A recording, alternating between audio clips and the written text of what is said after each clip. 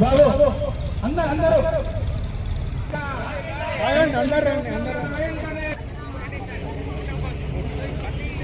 Okay. Media ప్రతినిధుల కోరిక మేరకు మనం అందరం ఇట్లా రౌండ్ గా యూ షేప్ లో అందరూ నిల్చుందాం. ముందుగా అక్కయ్యలందరూ నిల్చుండ్రి లైన్ అక్కడ వెడల్పుగా యూ షేప్ లో. సీఎం రేవంత్ రెడ్డి గారు ఇచ్చినటువంటి హామీ మేరకు సమగ్ర శిక్ష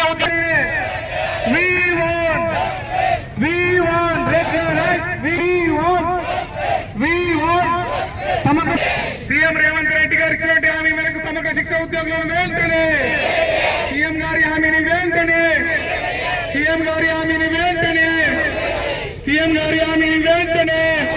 సమగ్ర శిక్ష ఉద్యోగులను వెంటనే సమగ్ర శిక్ష ఉద్యోగులను వెంటనే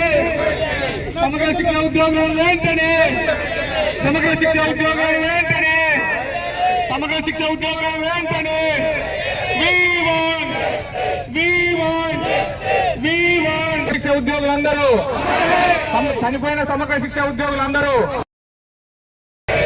సమగ్ర శిక్ష ఉద్యోగులను వెంటనే సీఎం గారి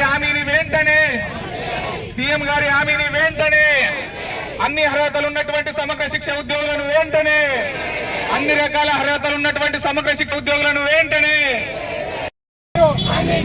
సీఎం గారు సమగ్ర శిక్ష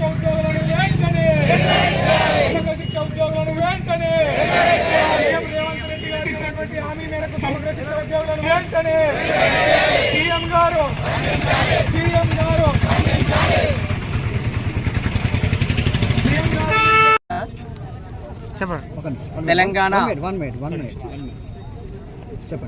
తెలంగాణ సమగ్ర శిక్ష ఉద్యోగుల సంఘం రాష్ట్ర సంఘం యొక్క పిలుపు మేరకు ఈరోజు రాష్ట్ర వ్యాప్తంగా 33 జిల్లాల్లో మహార్యాలీ మరియు నిరసన దీక్ష కార్యక్రమం అనేటువంటిది చేయబడతా ఉంది.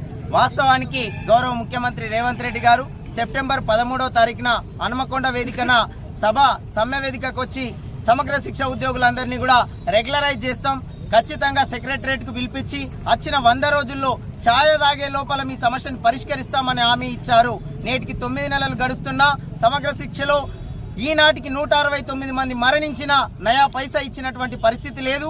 కాబట్టి ముఖ్యమంత్రి గారు ఇచ్చినటువంటి హామీ మేరకు తక్షణమే సమగ్ర శిక్ష ఉద్యోగులందరినీ కూడా విద్యాశాఖలో విలీనం చేసి రెగ్యులరైజ్ చేయాల్సినటువంటి బాధ్యత ఉంది. అదేవిధంగా ఇప్పటి వరకు మరణించినటువంటి సమగ్ర శిక్ష ఉద్యోగులందరికీ కూడా కనీసం 20 లక్షల ఎక్స్గ్రేషియాని చెల్లించాల్సిన బాధ్యత ఈ ప్రభుత్వం పైన ఉంది. ఇప్పటికే 100 మందిని 61 సంవత్సరాల పేరిట రిటైర్మెంట్ ఇచ్చినటువంటి ఉద్యోగుల్ని కనీసం నయా పైసా ₹1 ఇవ్వకుండా మెడబెట్టి ఆఫీసుల నుంచి నెట్టినటువంటి ఈ ప్రభుత్వం ఆలోచన చేయాలి. ఖచ్చితంగా వాళ్ళకు కూడా 20 లక్షల బెనిఫిట్ అనేటువంటిది ఇవ్వాలి. అత్యవసరంగా ముఖ్యంగా ముఖ్యమంత్రి గారు వెంటనే స్పందించాలి. మీరే విద్యాశాఖ మంత్రిగా మీరుగా చెప్పుకున్నారు కాబట్టి, మీరే విద్యాశాఖ మంత్రి కాబట్టి తక్షణం ఆలోచన చేసి ఇన్ని 100 మంది చనిపోతున్నా, ఇన్ని ప్రాణాలు కోల్పోతున్నా, ఇంతమంది పోరాడుతున్నా మీరిచ్చిన హామీ, మీ ప్రభుత్వం ఇచ్చిన గ్యారంటీ, మీ మంత్రులు ఇచ్చిన గ్యారంటీ, స్వయాన మీరిచ్చిన గ్యారంటీని ఎందుకు నిలబెట్టుకోవడంలో మీరు ఇంత నిర్లక్ష్యం చేస్తున్నారో ఆలోచన చేయాలా. నేటికి కూడా మాకు ముఖ్యమంత్రి పైన సంపూర్ణమైన విశ్వాసం ఉంది, ఖచ్చితంగా చేస్తారని ఆశిస్తా ఉన్నాం. లేదంటే భవిష్యత్తులో ఈ కార్యక్రమాలు మరింత తీవ్రతరమైతే రాష్ట్ర వ్యాప్తంగా పూర్తి స్థాయి సమ్మెను కూడా తీసుకునేటువంటి అవకాశానికి తెలంగాణ సమగ్ర శిక్ష ఉద్యోగుల సంఘం అనేటువంటి సిద్ధంగా ఉంది. కావున ముఖ్యమంత్రి గారు వెంటనే తక్షణం ఈ రోజు కేబినెట్ మీటింగ్ లో స్పందించి ముఖ్యమంత్రి గారు నిర్ణయం తీసుకోవాలని ఈ వేదిక ద్వారా మేము ముఖ్యమంత్రి గారిని డిమాండ్ చేస్తా ఉన్నాం. ఈ ప్రభుత్వం కూడా ఖచ్చితంగా న్యాయం చేస్తుందని ఆశిస్తా ఉన్నాం. Thank you. జోహార్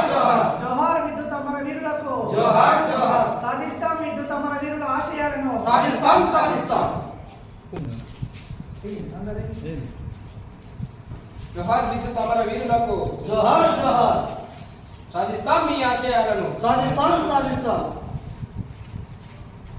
ఆశయాల కోసమై అసువులను అర్పించిన అమరవీరులారా సలాం, ఓ సమర యోధులారా సలాం. ఆశయాల కోసమై అసువులను అర్పించిన అమరవీరులారా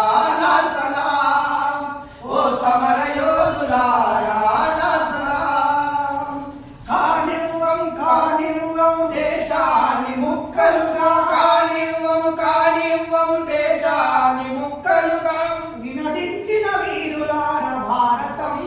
బిడ్డలారా ఆశయాల కోసమై అశువుల నడిపించిన అమరవీరులారా లాల్ సలాం. ఓ సమరయోధులారా లాల్ సలాం. జోహార్ అమరవీరులకు. జోహార్ జోహార్. ప్రపంచ బ్యాంక్ విధానాలను తీసుకొచ్చి ప్రైవేటీకరణ చేసి విపరీతమైనటువంటి కరెంటు ఛార్జీలు పెంచి ప్రజలపైన భారాలు వేసినటువంటి ఆనాటి చంద్రబాబు నాయుడు ప్రభుత్వం, ఉమ్మడి రాష్ట్రంలో పరిపాలన చేసినటువంటి చంద్రబాబు నాయుడు ప్రభుత్వానికి వ్యతిరేకంగా 2000 సంవత్సరంలో పెద్ద ఎత్తున వామపక్ష పార్టీలో ఆనాడు ప్రతిపక్షంగా ఉన్నటువంటి కాంగ్రెస్ పార్టీ, అలాగే ప్రజా సంఘాలు పెద్ద ఎత్తున దాదాపు సంవత్సరం కాలంగా పోరాటాలు నిర్వహించాయి. 2000 సంవత్సరంలో ఆగస్టు 28వ తారీఖు నాడు చలో అసెంబ్లీ కార్యక్రమానికి పిలుపునిచ్చినటువంటి సందర్భంలో బషీర్బాగులో కాల్పులు జరపడం ఫలితంగా రామకృష్ణ, విష్ణువర్ధన్ రెడ్డి, బాలస్వామిలు ముగ్గురు అమరులయ్యారు. అమరులైనటువంటి ఈ అమరుల సాక్షిగా ఆనాడు చంద్రబాబు నాయుడు ప్రభుత్వం పతనమైంది. భవిష్యత్తులో వచ్చినటువంటి ఏ ప్రభుత్వం అయినా సరే విద్యుత్ రంగంలో సంస్కరణలు తీసుకురావాలంటే ఈ రోజు కూడా భయపడుతున్నటువంటి పరిస్థితి ఉన్నది అని అంటే ఆ రోజు విద్యుత్ పోరాటం పుణ్యము అని చెప్పి సందర్భంగా మేము చెప్పదలుచుకున్నాము. ఆ అమరవీరుల యొక్క పుణ్యము అని చెప్పి సందర్భంగా మేము చెప్పదలుచుకున్నాము. ప్రభుత్వాలు అనేక రకాలుగా కరెంటు విద్యుత్ సంస్కరణలు తీసుకొచ్చి ప్రైవేటైజేషన్ చేయడం కోసం ప్రయత్నం చేస్తున్నటువంటి ప్రతి సందర్భంలో ఈ రాష్ట్ర ప్రజలు విద్యుత్ అమరవీరుల సాక్షిగా ఉద్యమాలు నిర్వహించి అడ్డుకుంటున్నటువంటి స్థితిని కూడా మనం చూస్తున్నాం. దాని ఫలితంగానే రైతులకు ఉచిత విద్యుత్ వచ్చింది, వృత్తిదారులకు ఉచిత విద్యుత్ వచ్చింది. ఈ రోజున 200 యూనిట్లు కాల్చుకుంటున్నటువంటి పేదలకు ఉచిత విద్యుత్ వచ్చిందనంటే విద్యుత్ ఉద్యమ పోరాట ఫలితం తప్ప ఇంకోటి కాదు అనేది ఇది రాష్ట్ర ప్రజలు గమనించాలని చెప్పి కోరుకుంటూ భవిష్యత్తులో కూడా ప్రజా వ్యతిరేక విధానాల పట్ల ప్రజలందరూ కూడా ఐక్యమయ్యి విద్యుత్ అమరవీరుల సాక్షిగా ఉద్యమాలను నిర్వహించాలని చెప్పి, పోరాటాలు నిర్వహించాలని చెప్పి సందర్భంగా మేము పిలుపునిస్తా ఉన్నాము. విద్యుత్ అమరవీరులకు సిపిఎం పార్టీ తరఫున ఘనమైనటువంటి నివాళిని అర్పిస్తా ఉన్నాం.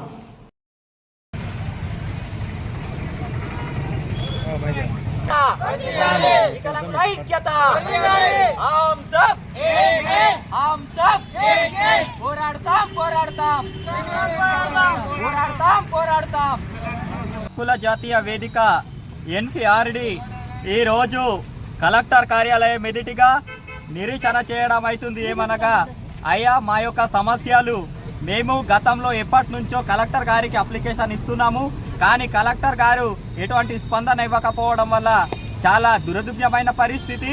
ఈ మా సమస్యలు ఏమంటే ప్రతి ఒక్క వికలాంగుడికి వాళ్ళ కుటుంబాలను అంతుదే కార్డు ఇవ్వాలనేసి కూడా మేము డిమాండ్ చేస్తున్నాం.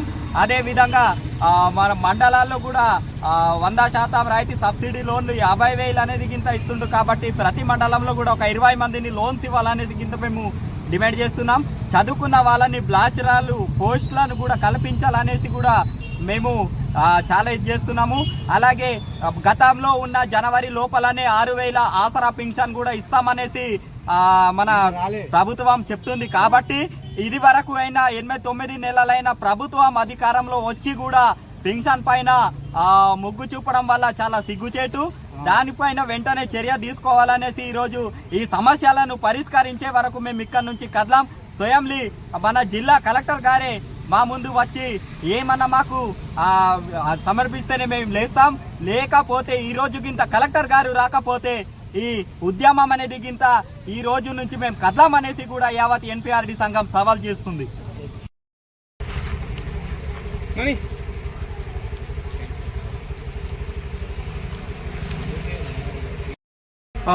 కంటిన్యూ చేయాలి. కోరేది ఏంటంటే ప్రతి ఒక్కరు కూడా ఈ చట్టం గురించి తెలుసుకొని ఉండాలి. ఎందుకంటే మనం సెలెక్ట్ చేసుకొని వాళ్ళకి అవేర్నెస్ క్రియేట్ చేస్తే ఫ్యూచర్లో మీకు ఏమైనా ప్రాబ్లమ్స్ వస్తే మీరు ఎట్లా దాన్ని సాల్వ్ చేసుకోవాలి, ఎవరిని అప్రోచ్ అవ్వాలి అనేది మీకు తెలిసి ఉంటుంది. ఒక ధైర్యం అనేది నింపడానికి ఒక ప్రయత్నము. ఇప్పుడు నా పేరు సౌజన్య, నేను డిఎల్ఎస్ఏ సెక్రటరీ. డిఎల్ఎస్ఏ అంటే డిస్ట్రిక్ట్ లీగల్ సర్వీసెస్ అథారిటీ. అది ప్రతి జిల్లాలో కూడా ఒక ఆఫీస్ ఉంటుంది కోర్టులో.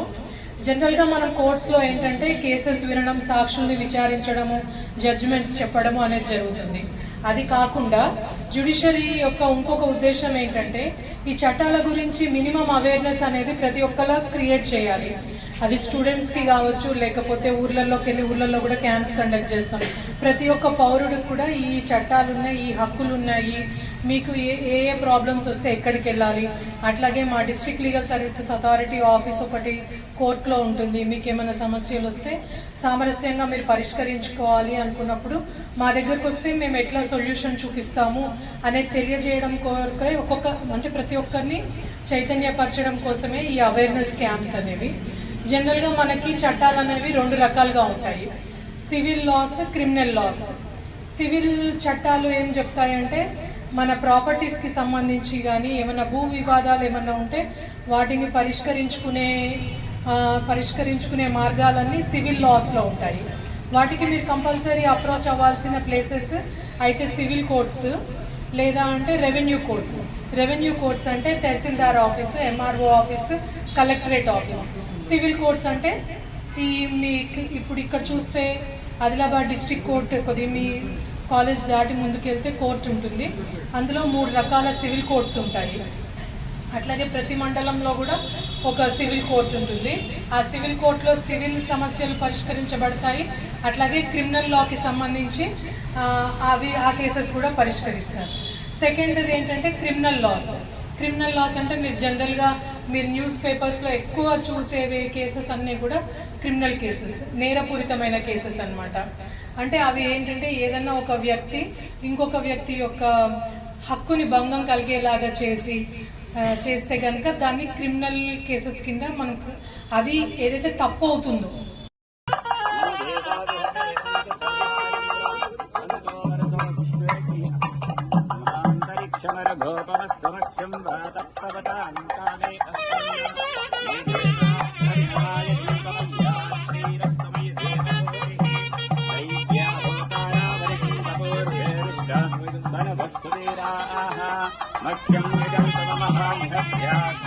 మనసో మే అస్తు ఏనో మానికాంకుతమచ్చనానం విశ్వే దేవాసు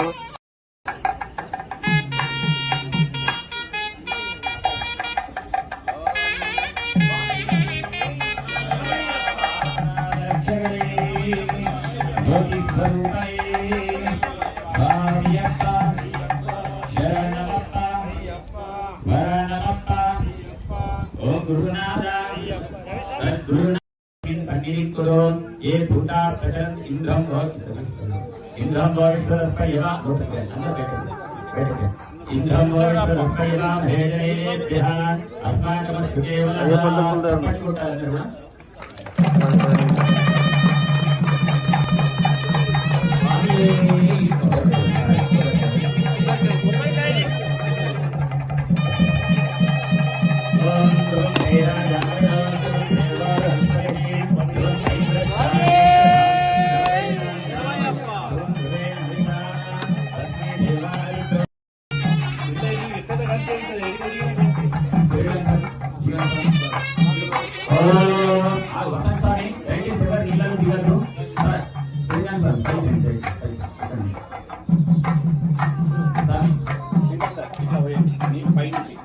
గంగా గంగా అయిపోయింది.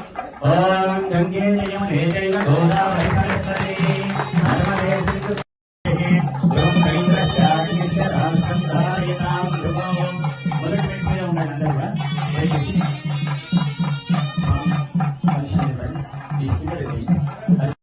యోజయస్మిన్ సన్నిధిం కురు గంగే యమునే చైవ గోదావరి సరస్వతి నర్మదే సింధు కావేరీ యోజయ గోదావరి సరస్వతి నర్మదే సింధు కావేరీ యోజయస్మిన్ సన్నిధిం కురు గంగే అయితే ఓం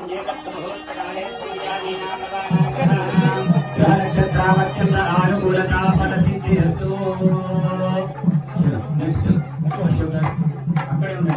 హైదరాబాద్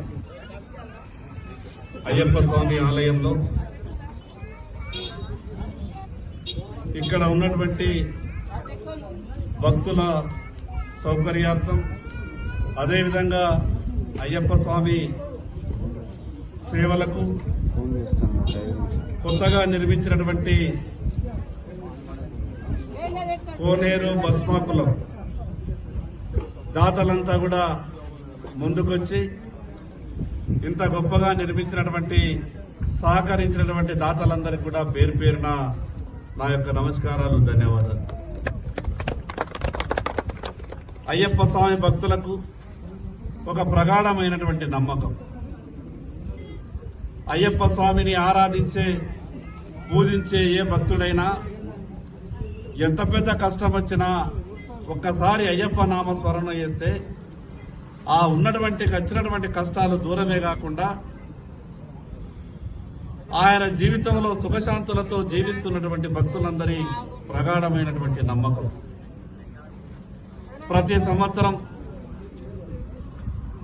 అయ్యప్ప మాల ధారణ వేలాది మంది భక్తులు చేస్తూ కేరళ ప్రయాణం, ఆ యొక్క శబరిమల ప్రయాణం చేయకన్నా ముందు 41 రోజులు ఇక్కడ ప్రతిరోజు ఈ యొక్క ఆలయానికి వచ్చి భక్తి శ్రద్ధలతో ఆ యొక్క మండలం రోజులన్నీ కూడా పూజలు చేసి ఇక్కడ వసతులు సంవత్సరానికి ఇక్కడి భక్తులంతా కూడా కష్టపడి, మరి అదేవిధంగా ఆలయ కమిటీ ప్రత్యేకమైనటువంటి చొరవతో మీరు చేస్తున్నటువంటి ఈ యొక్క కార్యక్రమాలను మనస్ఫూర్తిగా అభినందిస్తా ఉన్నా. మరి అదేవిధంగా ఇక్కడ భక్తులు స్నానం చేయడానికి వీలు లేనటువంటి పరిస్థితుల్లో ఇక్కడ వాగు నీళ్లున్నాయి. కొత్తగా మొన్న కేంద్ర ప్రభుత్వం నుంచి 320 కోట్ల రూపాయలు ఆదిలాబాద్ పట్టణాభివృద్ధిలో భాగంగా ఆదిలాబాద్ పట్టణ మురికి నీరంతా కూడా ఈ చాందా వాగులో చేరిన సందర్భంలో ఆ యొక్క నీటిని వాడుకునేటటువంటి పరిస్థితి లేకుండే. కానీ ఆదిలాబాద్ నుంచి వచ్చేటటువంటి ప్రతి మురికి నీరు చుక్కను ఫిల్టర్ చేసిన తర్వాతనే చాందా ఈ వాగులో విడిచిపెట్టాలనేటువంటి ఒక గొప్పగా ఒక కొత్త మషనరీలు రాబోతా ఉన్నాయి. దాని ద్వారా రేపు రాబో రోజులలో ఈ వాగు పక్కనే ఒక 2 చెక్ డ్యాములు నిర్మించుకొని భక్తులు అక్కడ స్నానాలు చేసుకుని పూజకు వచ్చే విధంగా ప్రయత్నం చేస్తానని ఈ సందర్భంగా తెలియజేస్తూ మరొక్కసారి కష్టపడి పనిచేస్తున్నటువంటి భక్తులందరికీ, ఆదిలాబాద్ ప్రజలందరికీ అయ్యప్ప స్వామి చల్లంగా చూడాలని, ఎవరికి ఎక్కడ ఎటువంటి ఏ కష్టాలు రాకుండా అన్ని రకాలుగా అయ్యప్ప స్వామి కరుణ కటాక్షాలు ఉండాలని వేడుకుంటూ సెలవు తీసుకుంటున్నా. స్వామి శరణమయ్య. మండల్లో కొన్ని అంశాలను పైన ఈరోజు విజిట్ చేయడం జరిగింది. ఇక్కడ సబ్ రిజిస్ట్రార్ ఆఫీస్ కానీ, తర్వాత సిహెచ్సి బోత్ కానీ, తర్వాత కేజీబీవి కానీ, మోడల్ స్కూల్ కానీ ఇది విజిట్ చేయడం జరిగింది. ముఖ్యంగా సిహెచ్సి బోత్కి వచ్చేటప్పుడు అక్కడ డాక్టర్స్ మంచి సర్వీసెస్ ఇస్తున్నారు, కానీ వాళ్ళు కొన్ని సమస్యలు ఉన్నాయి మాకు తెలవడం జరిగింది. ముఖ్యంగా అక్కడ చూస్తే ఇప్పటి వరకు ఈ డెంగ్యూ కేసు కానీ, మలేరియా కేసు కానీ ఏమీ రాలేదు. అంటే బోత్ ఈ హాస్పిటల్కి వస్తే చూస్తే అక్కడ సుమారుగా అంటే ఫీవర్ కేసెస్ ఒక 2500 అట్లా ఈ మంత్లో ఫీవర్ కేసెస్ రావడం జరిగింది. టోటల్ ఓపీ 6000 పైన ఓపీ కూడా రావడం జరిగింది. ఇప్పుడు అక్కడ ఇన్ పేషెంట్స్తో కూడా మాట్లాడడం జరిగింది. కానీ ఇక్కడ బోత్ అంటే గ్రామ పంచాయతీలో చూస్తే నిన్న ఒక ట్రైబల్ ఈ స్కూల్లో ఒక డెంగ్యూ కేసు రావడం జరిగింది. వాటికి సంబంధించిన ఈరోజు అక్కడ క్యాంప్ కూడా పెట్టి ప్రతి ఒక్క పిల్లలది కూడా స్క్రీనింగ్ చేయడం జరిగింది.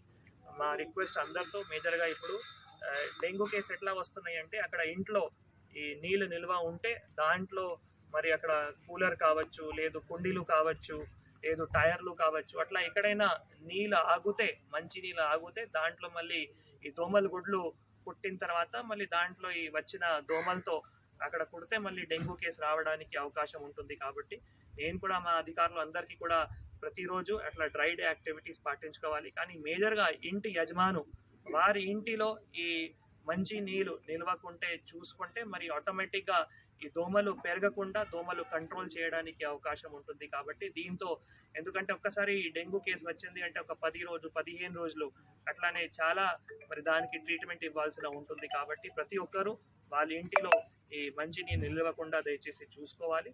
దీంతోపాటు ఇక్కడ కేజీబీవీలో కూడా మోడల్ స్కూల్లో కూడా ఇక్కడ ఉన్న టీచర్స్ పిల్లలకి మంచి చెప్తున్నారు, నాణ్యతమైన భోజనం కూడా ఇస్తున్నారు.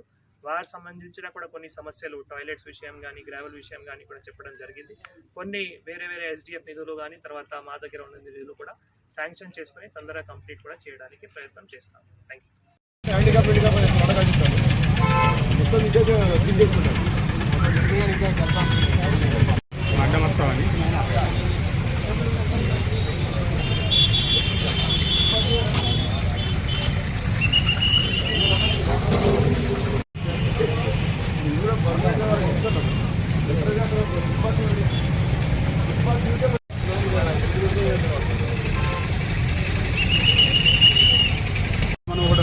ఇన్సిడెంట్ తీసినాము.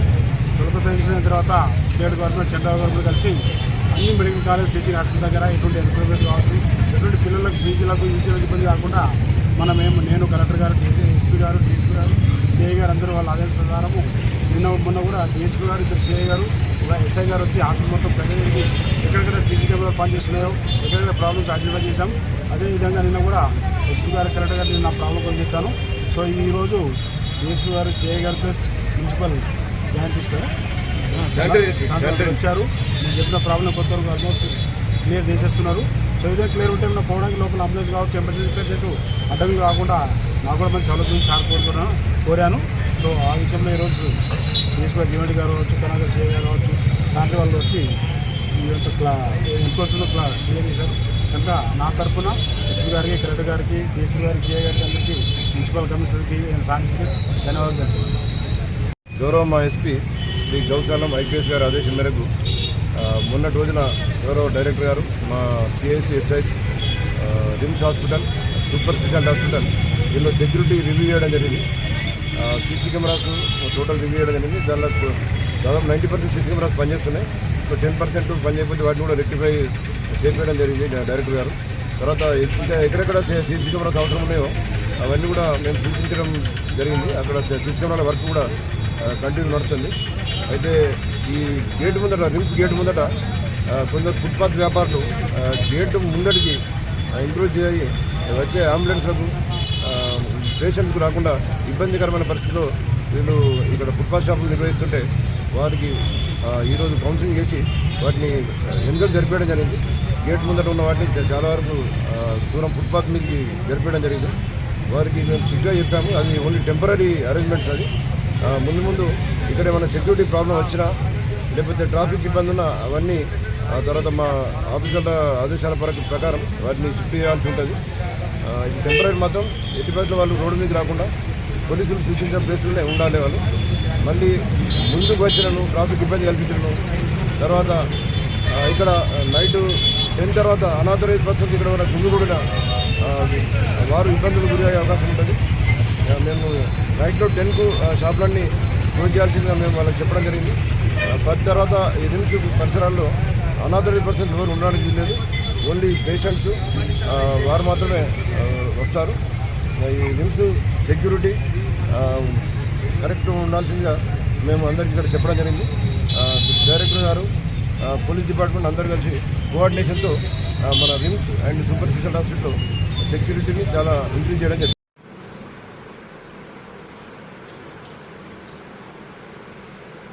ముందుగా ప్రెస్ మిత్రులకు నమస్కారం. ఏదైతే డిసిసిబి చైర్మన్ అట్టిపోచారెడ్డి గారు చేసినటువంటి అనుచిత వాక్యాలను తీవ్రంగా ఖండిస్తున్నాం. మా నాయకుడు జోగు రమణ గారి పైన వ్యక్తిగత దురదుద్దేశంతో మీరు చేస్తున్న పసలేని పనికిరాని ఆరోపణలను మీ విజ్ఞాతకే వదిలేస్తున్నాం. ఏదైతే కాంగ్రెస్ ప్రభుత్వం రైతులకు ఇచ్చినటువంటి హామీ ప్రకారం 2 లక్షల రుణమాఫీ చేయమని అడిగిన దానికి సమాధానం చెప్పకుండా అనవసరపు ఆవేశంతో సమస్యను పక్కదో పట్టిస్తున్నారు. అంతేకాకుండా ఏదైతే డిసిసిబి బ్యాంకు ఆదిలాబాద్ ఉమ్మడి జిల్లాలలో దాదాపు 42 బ్రాంచ్లు ఉన్నాయి. అందులో 56,898 మంది రైతులుండగా అందులో 17,000 మంది రైతులకే రుణమాఫీ జరిగింది. ఇంకా అందులో 42 బ్రాంచులకు 70% మంది రైతులకు రుణమాఫీ అవ్వాల్సింది ఉంది. అంతేకాకుండా ఇంకా దాంట్లో ఉమ్మడి ఆదిలాబాద్ జిల్లాలో ఉన్న 42 బ్రాంచ్లలో మీకు కావాల్సిందంటే మీకు కావాల్సి ఒక వివరాలు కావాలంటే బ్రాంచ్ వైజ్గా ఎందరికీ రుణమాఫీ అయింది, ఎందరికీ రుణమాఫీ కావాల్సిందో మీరు వివరాలు తెలుసుకోవచ్చు. అదేవిధంగా డిసిసిబి బ్యాంకుతో పాటు చాలా బ్రాంచులలో కూడా 40% మంది రైతులకే రుణమాఫీ జరిగింది. అదేవిధంగా ఇంకా 60% రుణమాఫీ 60% మంది రైతులకు రుణమాఫీ కావాల్సింది ఉంది. ఆ రుణమాఫీ కోసం బ్యాంకుల చుట్టూ అదేవిధంగా వ్యవసాయ అధికారుల చుట్టూ తిరుగుతున్నారు. అదేవిధంగా బ్యాంకులు ఆ రుణాన్ని అదేవిధంగా 2 లక్షల రుణమాఫీ విషయంలో మొదటి దశలో అదేవిధంగా 2వ దఫలో అదే 3వ దఫలో అర్హులైన రైతులకు ఇంకా రుణమాఫీ కాలేదు. అంతేకాకుండా 2 లక్షల పైన ఉన్నటువంటి రుణాన్ని మేము మాఫీ చేస్తామని అది ఎప్పుడు చేస్తారు, ఎలా చేస్తారు, అదేవిధంగా దాన్ని ఒక స్పష్టత చెప్పకపోవడంతో రైతులు ఇబ్బంది పడుతున్నారు.